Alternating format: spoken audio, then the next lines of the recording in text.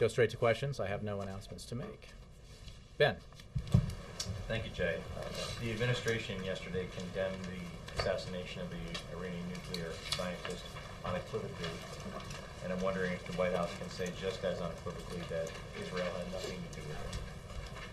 Well, obviously, we don't speak for any other country, Ben. We had nothing to do with it. This has been expressed by officials at a variety of levels of the U.S. government, and we condemn the violence in Iran. But we're not going to, you should not take from this anything except that we're not speaking for any other country when we make statements like that. But the condemnation, I'm correct in saying the condemnation from the White House extends to anybody behind it, any party, any country. Well, the condemnation is pretty clear. Right, it is condemnation in and of itself of the act of violence in Iran. But again, our statement about in response to accusations that there was American involvement is categorical. Okay, so you can't say either way. Again, I'm not going to speak for any other country. Did the President address the incident in his conversation with the Prime Minister? Well, I think we provided a readout to you. Has that gone out, Aaron? Yes. Of the President's call with Prime Minister Netanyahu, part of their regular communications on bilateral and regional issues. The subjects were many, including the Middle East peace process, developments in the region, including in Iran, but I won't get more specific than that.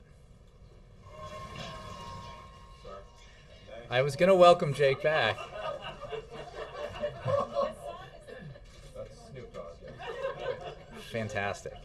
Sorry, out of practice of putting him on side. No.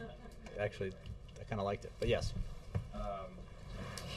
Sorry, hard pivot here, but I wanted to ask you about the video allegedly of the Marines desecrating the bodies of the Taliban fighters. Can you tell us what the President has seen that video and whether there's a concern in the White House that this incident will give the military a black eye? Well, you've heard, I think, the quite strong statements, or seen the strong statements from Secretary Panetta. We find this, we've seen the video, and what it depicts is, or what it apparently depicts is deplorable, reprehensible, and unacceptable. The alleged action is obviously under investigation, and as you know, Secretary Panetta spoke with President Karzai about it, but I don't know whether or not the President has actually seen the video. He is certainly aware of it and shares in the sentiment expressed by Secretary Panetta. Jake, welcome back. Thank you. Do you have a question for me? I do. I'd love to ask about the talks with the Taliban. I understand this, you're probably restricted what you can talk about, but apparently the administration later last evening became a little bit more willing to talk about what's going on. I thought in light of that, you could maybe share what is the goal here? How do talks with the Taliban jive with the continuing military effort against the Taliban? And what would the overall message be to soldiers who, or families of soldiers who, I understand that you make peace with your enemies, not with your friends, but what would the message be about such reconciliation? Well, I think that those are all very good questions. As you know, the administration's position has been that for a long time that we would support and participate in Afghan-led reconciliation initiatives as one key part of our overall strategy. As you say, you have to have these. You have to have a political solution at some point, and a political settlement is essential here. And but it is coexists with our military campaign. It is in fact our military campaign that has set the conditions for initial reconciliation discussions that we hope will begin taking place. But to be clear, we will continue to energetically prosecute the military campaign as we pursue this political effort. And our role in this is to build confidence-building measures, to bring about a set of confidence-building measures that would allow both Afghan parties, the government and the Taliban, to demonstrate their seriousness in pursuing the process and eventually begin negotiating. But it is the reconciliation process has to be between the Afghan government and the Taliban. We are helping facilitate that, but we are supporting an Afghan-led process. And the message to the families or the troops that have served there? The service that our men and women in uniform, as well as our civilians, have provided in Afghanistan has been exemplary, and the sacrifice has been enormous. And the whole point of the President's strategy is to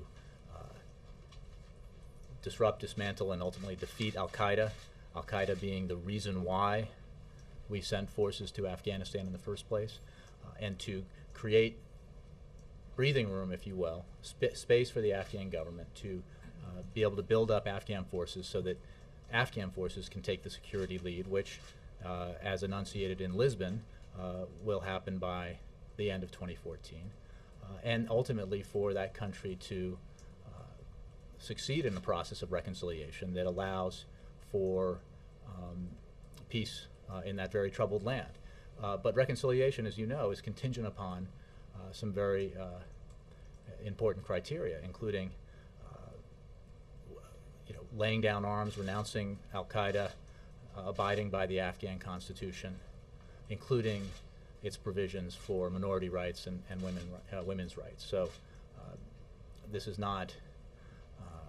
These are not. It is not without conditions that this reconciliation process would take place. And lastly, I'm sorry to, the U.S. possible confidence, the role that the U.S. might play in confidence-building measures may be the release of 5 Taliban prisoners at Guantanamo.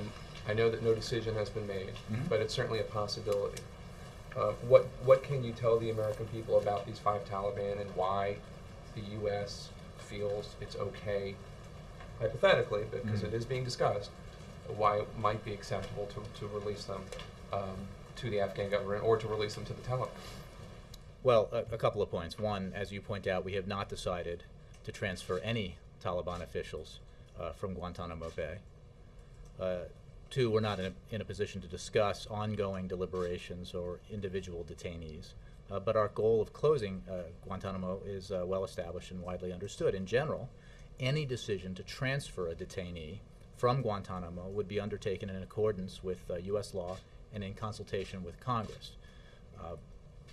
The process of transferring detainees out of Guantanamo Bay has been ongoing. This is broadly and not specific to your question, but has been ongoing for a long time and obviously predates this administration.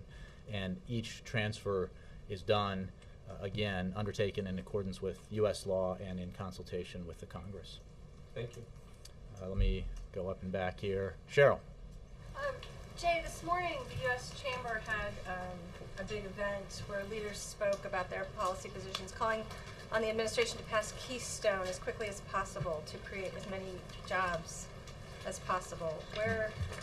Where's the president on that? Well, it is a State Department-led process, as you know, Cheryl. The fact of the matter is, as you know, the provision that extended the payroll tax cut to put this artificial 60-day deadline, if you will, on the decision-making process. And the State Department has been very clear that that does not allow for the kinds of reviews that are necessary. To underscore that point, I think it's important to note that not only has no route been identified by the company, but the state of Nebraska, which will now do their own assessment of whatever the proposed alternate route is, has made clear in recent reports that their own environmental assessment would take 6 to 9 months. And the point I'm trying to make here is that there is a reason why this process has within it the duration required to properly review all the different aspects of a project like this and to weigh all the important criteria. and to try to circumvent that process is, as we said at the time, counterproductive, we believe, to even the goals stated by those who insisted on trying to do that. Having said that, I have no new information, and I refer you to the State Department about that process. Jessica? As you may know, Mitt Romney said to CBS in an interview yesterday that that the attacks on Bain Capital and his business are a lot like, are unfair given what the president has done in his effort to save General Motors and Chrysler. He said, in the general election, I'll be pointing out that the president took the reins at General Motors and Chrysler, closed factories, closed dealerships, laid off thousands and thousands of workers as he tried to save the business. Does the White House agree that in the case of the auto industry, it was necessary for some people to lose their jobs in order to save these businesses? The fact of the matter is, Jessica, as you know, is that the automobile industry in this country was heading over a cliff and would likely not have survived were it not for, certainly not at its size and competitiveness, were it not for the decision this president made. A decision which I believe certainly the candidate you're referring to, but I believe all the candidates for the Republican nomination opposed. So, I mean, I'd be delighted to recite to you, as I did the other day, the very impressive statistics about the revival of the American automobile industry, including the two major companies that this president acted to save, and in doing so insisted on the kinds of changes in those companies that would lead them to be more competitive and to have the kind of success that they've been having of late. And you know, I think the discussions you're talking about are going on within the Republican primary process, which you know, I'm not going to wade into from here. Does the White House agree that it was necessary for some people to lose jobs in order to save the industry? And I think what our action was designed to do and did do was prevent the elimination of up to 1 million jobs in the automobile industry and create a situation where that industry is now creating jobs again. So I think that's an important story to tell. And is that similar to what Mitt Romney did at Bain Capital? You know, I don't have a comparative to give to you on that. I know that Governor Romney and all of the candidates for, as far as I know, pretty sure of this, all of the candidates for the Republican nomination opposed the president's decision to do what he did to save the automobile industry in this country. And that is certainly something that the president expects to debate when the time comes in the general election. Finally, in his speech the other night, Mitt Romney accused the president of playing the politics of envy. Do you have any response to that, or want to address it in any way? I'm not sure what that means. This president is focused on providing opportunity and security to the middle class, a middle class that has been under great stress for years now, that saw its incomes stagnate or decline in the previous 10 years, even as those at the highest income levels saw their incomes grow substantially and their share of wealth in this country grow substantially. And he is eager for everyone to succeed, and he wants to help build an economy that rewards hard work, rewards responsibility, that holds people accountable, and that insists that folks in all the different parts of our economy you know, and on all levels of the economic ladder play by the same rules. That's why Wall Street reform was so important. That's why appointing and installing Richard Cordray as our consumer watchdog was so important, because Wall Street needs to play by the same rules as Main Street, and then the opportunity for everyone to succeed becomes far greater, and that's his approach. Bill. I want to go back a week or so ago to the Defense Authorization Act. When the president signed it, he issued a very strong statement saying he would never carry out the provision that would allow him to allow any president to detain an American indefinitely without a trial. My question is the president intend to challenge that in any way and try to get that off the books, or leave that for some future president to exercise? Well, I think I would refer you to statements I made and others made about that at the time when the president signed the bill into law, and our concerns about that provision within the defense authorization bill were well known as it was being developed. In our consultations with the authors, some of those concerns were addressed and addressed to the point where the president felt he could sign the bill because of its importance overall. And then, as you state, our approach to this has been further clarified and illuminated.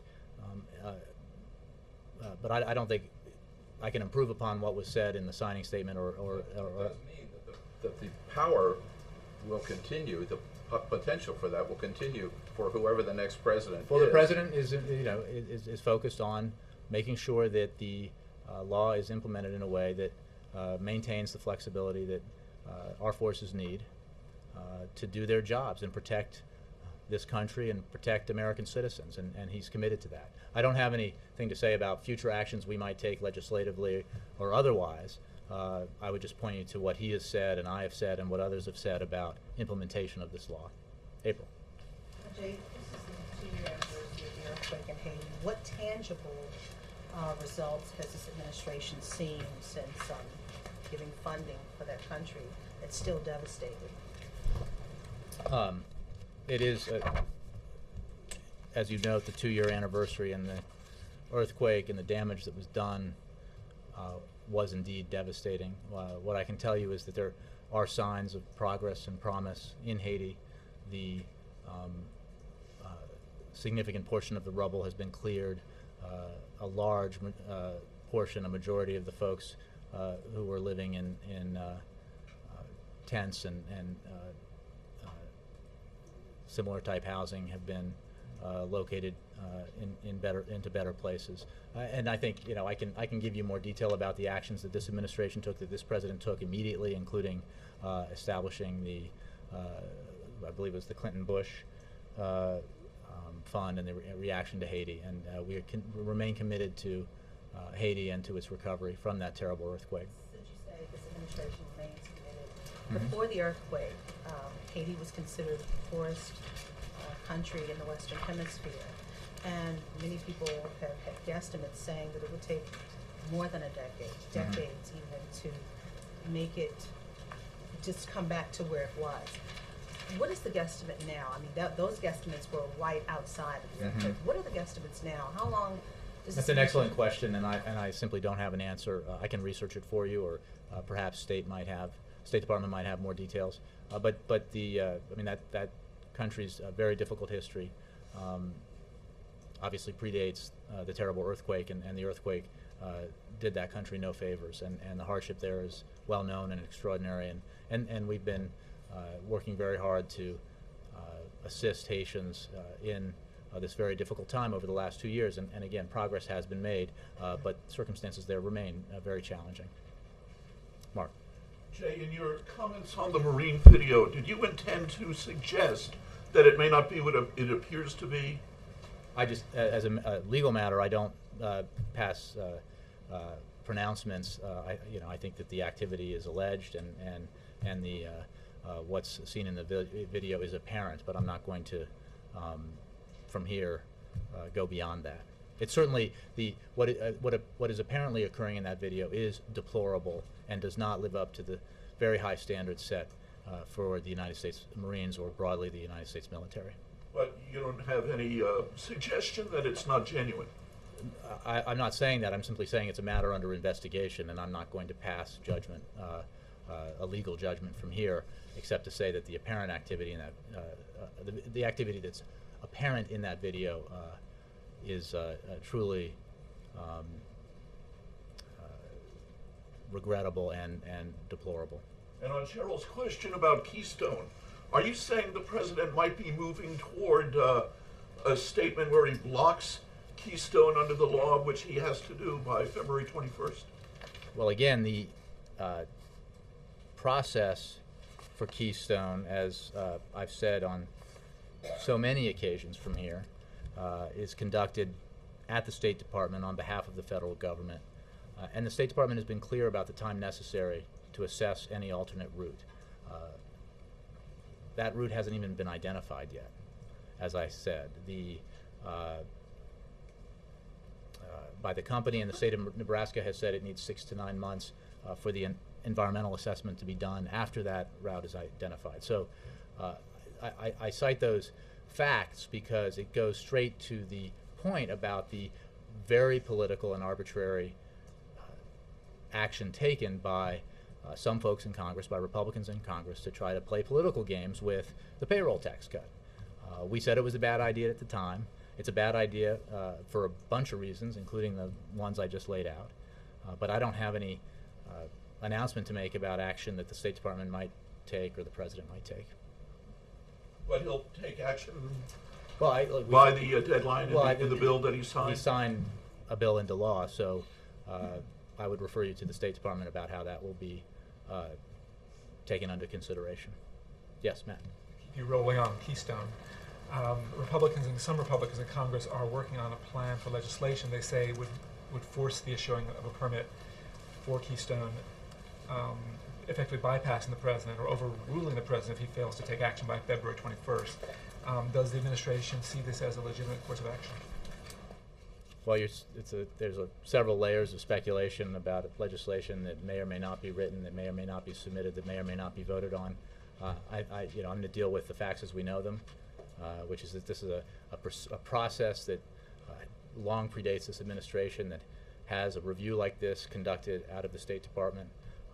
The time frame for something like this is well established based on the kinds of procedures that need to be considered, the criteria that need to be weighed in a decision-making process like this. The decision to seek an alternate route necessitated a delay of the decision-making process so that route could be identified and then assessed, and the State Department is overseeing that process now. Ed. Jay, two subjects. One on the insourcing event yesterday. The president was obviously very critical of outsourcing. Why then does he have Jeff Immelt of GE, who's been accused of a lot of outsourcing, as the head of his jobs council? Well, President had that event yesterday because there is a mighty important trend underway globally that greatly affects the American economy and American workers. And it is a very welcome trend, and it is one that this president believes we need to enhance and to ensure that the trend continues, which is American businesses making judgments about where to best invest and to hire workers are increasingly deciding that place is here in the United States of America, not abroad, not in China.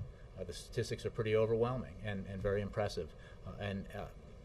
Your viewers, everyone here, the audiences that you reach have been reading and seeing and hearing reports about outsourcing of American jobs for a very long time, and that's because that process did happen and has happened, and it's a very important reversal of that trend that's underway here, and that's why the president had the event that he had.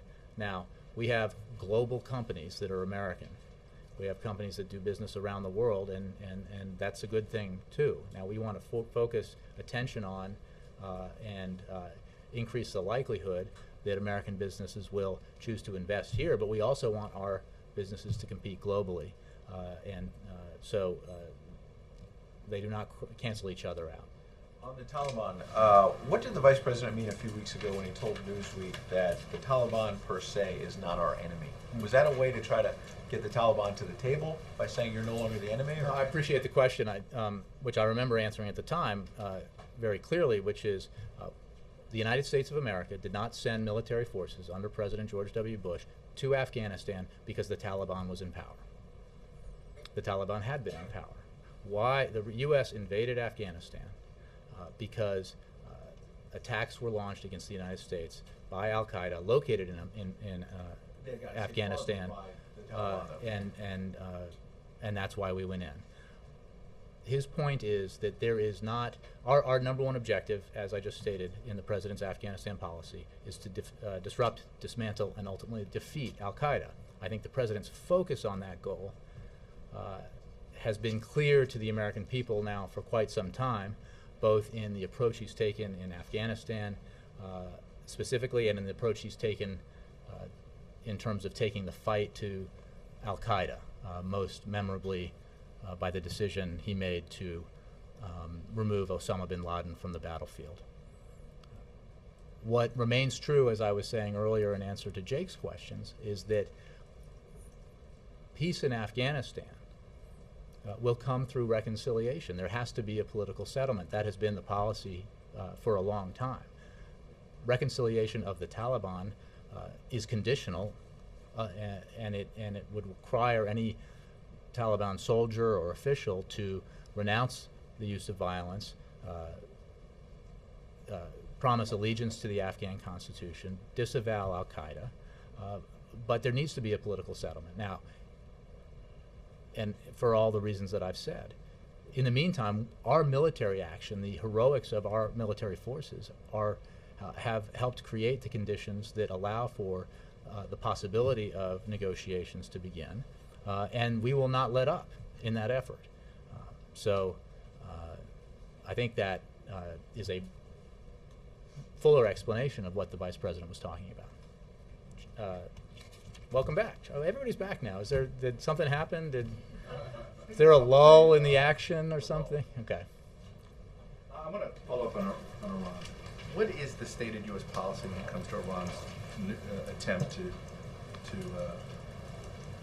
gain this technology? The administration is committed to preventing Iran from obtaining a nuclear weapon. It's fair to say that covert action would be on the table. Well, I'm not going to discuss those kinds of things from here, but we have a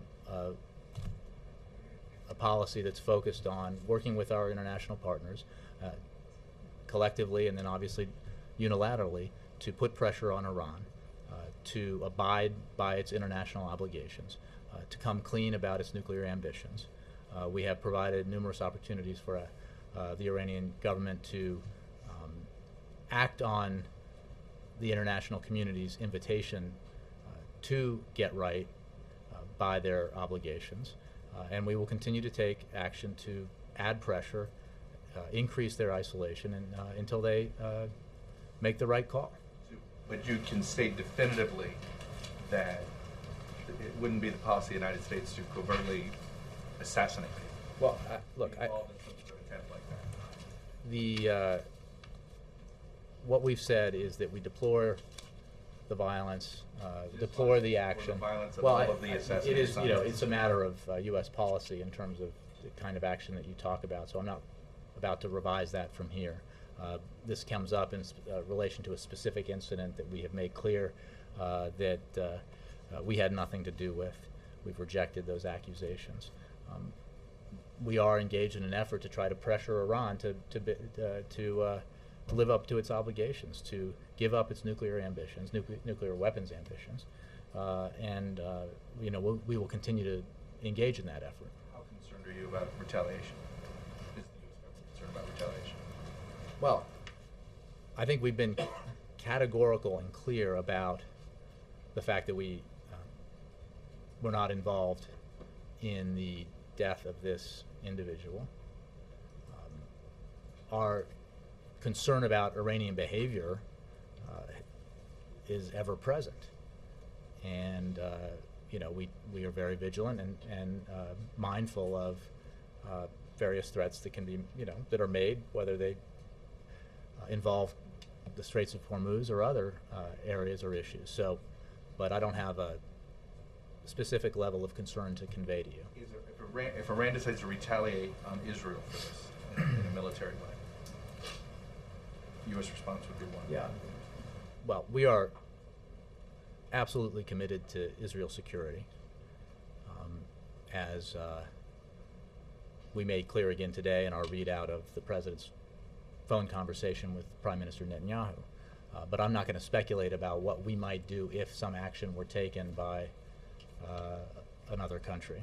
Was there any concern, by the way, of making that readout public because that it might feed the conspiracy theorists in Iran? Look, I don't think there's any secret to the fact that we have an important and ongoing relationship with Israel. We have many important issues to discuss with the Israeli government. The president has many important matters to raise with Prime Minister Netanyahu and vice versa. So that's those conversations are regular and ongoing. And just one final question. Any reason why you kept cameras away from the president visiting his campaign re-election headquarters? It was an OTR. I think it was a brief You guys drop by. Love when we cover OTRs at delis, and at barbecue restaurants. I think this was campaign re-election headquarters. on the fly and brief. The president was very gratified to have the opportunity. I think it underscores the point I've been trying to make from here in answer to questions about the president's re-election campaign, which is that he is here in Washington focused on doing his job as president. So you weren't concerned that He pictures is. would make him look otherwise? Well, no. I mean, look, he obviously had campaign events last night in Chicago that you all covered. I mean, we're not hiding the fact that he is engaged in some campaign activities, but as Little bit. that's, You try and minimize it. Mark, I try and give you the facts, which is the fact is the president's re-election campaign isn't across the river in Roslyn, isn't in Washington, it's in Chicago, halfway across the country. And Chuck's point And that is reflects that if he the makes a rare president. visit to his campaign Well, headquarters. look, we can debate campaign access. We made clear that he went there. We made clear that you guys come into his pools, come into his when he speaks at these campaign events, and will continue to do so. We release the campaign releases information about its campaign goals, and we're obviously there is a robust effort underway based in Chicago to ensure that this president is reelected so that he can continue to take action to help the American economy grow, to help it create jobs, to protect the middle class, and protect the country as a matter of national security. So we're not at all shy about that. Chuck's question. Let me move around, Julia. Yes, thanks, Jay. So today, Up and back, as I do a lot. Yeah. I saw the Department of Justice memo that they okayed the appointment during recess of Richard Cordray, but the date was January 6th, so it looks like it came to the White House. Cordray was appointed on the 4th, so then does that mean that the decision was made without the approval of the Department of Justice? No. The fact is the opinion was rendered verbally prior to the date of the opinion itself. The opinion was based on the advice provided by OLC, and it is very standard for, especially as you see in the lengthy opinion that was put out, for those things to be developed over a period of time. And this is the time frame for this is very similar to my understanding to previous occasions. So the decision was the opinion was rendered before the decision made by the president. That's my understanding. Yeah. Yes, ma'am. Thank you. Well, I wasn't talking to Roger. Thank you. Couple of questions. Apparently, there's military exercises underway between Israel and the United States. Do you have any details? Is that part of a warning to Iran? I'm not aware of that. I'd refer you to the Department of Defense. And what's the situation with the American who's under arrest and accused of spying in Iran? Anything new on his situation? Well, I've spoken to this a few times earlier this week with regard to the absolutely invalid accusations and sentence levied against him. So we call on him to be released immediately. Finally, on talks with the Taliban, are you pressing the Taliban to change their attitude toward women? I think, Connie, I've made clear today and on many occasions that reconciliation is contingent upon members of the Taliban laying down their arms, renouncing allegiance to al-Qaeda, and abiding by the Afghan Constitution, which includes provisions protecting the rights of women. Let me get to Roger, then you, John Christopher. Yeah. Thank you. I was wondering if you had an update on when the debt ceiling request is going to go. Days, not weeks. That was true a couple of days ago, and it remains true. I don't have anything more specific for you. Well, in that it's not weeks, it's imminent. But when we have something more specific, we'll give it to you. Dan. Thanks. There are a number of Asian leaders who are going to be visiting the Gulf region, Saudi Arabia, China's premier going there, and South Korean Prime Minister going as well to the region. Is the president satisfied with the progress that Geithner has made in terms of trying to get the oil issue resolved in Beijing? I mean, just some progress with Japan apparently, but what about the Chinese position at this point? Well, we've been pleased with the progress that has been made. You noted Japan. I think it's also worth noting Europe, and we are continuing to have discussions with other partners and allies around the world about the need to continue to put pressure on Iran so that it ceases its to behave outside of its international obligations. That process is ongoing. Will he be meeting with Geithner? I'm sorry? Will he be meeting with Geithner? How soon will they talk about what was accomplished on that? He being the president? I'm not sure when Tim returns, but Secretary Geithner is in these hallways quite frequently and sees the president quite often, but I don't have a specific meeting to announce. Jay, Yes, sir. regarding the reconciliation process, has this administration been in contact or discussions with its allies, including Great Britain, regarding this process? I'm sure that we are in consultation with all the ISAF countries and with all our allies on this matter. I don't have anything specific to impart to you about that, but you can be sure, since this effort is an international effort, that we are consulting with and engaging with our allies. Kristen, I didn't see you back there. How are you? Jay, can you confirm that the president plans to reprise his deficit reduction plans, which he first mapped out in September as a part of his 2013 budget proposal? Well, I don't want to get ahead of the president's budget proposal, nor do I want to get ahead of the president's State of the Union address, but it is certainly fair to say that the approach the president laid out in September, a balanced approach to comprehensive deficit reduction, reflects how he believes we need to move going forward. So I don't, without getting into specifics about the budget, it's that approach is the one he still believes needs to be taken, and he would very happily endorse a decision by Congress to take up that approach. The process that was put in place by the Budget Control Act that created the supercommittee that created the sequestration remains in place, minus the supercommittee. In other words, the sequester is designed not to happen. It is designed to be a forcing mechanism to force Congress to take action. And it is simply incontrovertible that the only viable approach to comprehensive deficit reduction, viable both economically and certainly politically, is a balanced approach. That's the approach that has been endorsed by bipartisan commissions. It's the approach that at least some Republicans have said they support, and it's certainly the approach that this president and the overwhelming majority of the American people support. So we would greatly endorse a decision by congressional leaders, in particular Republicans, to take this approach. But why consider reprising a plan that's already been rejected? Well, no, that's not how this works, though. I mean, you put forward. First of all, I'm not getting into the specifics about what's going to be in the budget, but that's there is no other alternative here than a balanced approach to bipartisan deficit reduction. Obviously, the specifics of how that were to work, if Congress, in its wisdom, were to take it up and Republican leaders were to allow it to proceed, then the details would be negotiated. But balance is essential, so that no sector of American society has to bear the burden by itself or unduly of reducing our deficit and getting our fiscal house in order for the long term. So that's the approach that has to be taken. Hopefully it will be taken.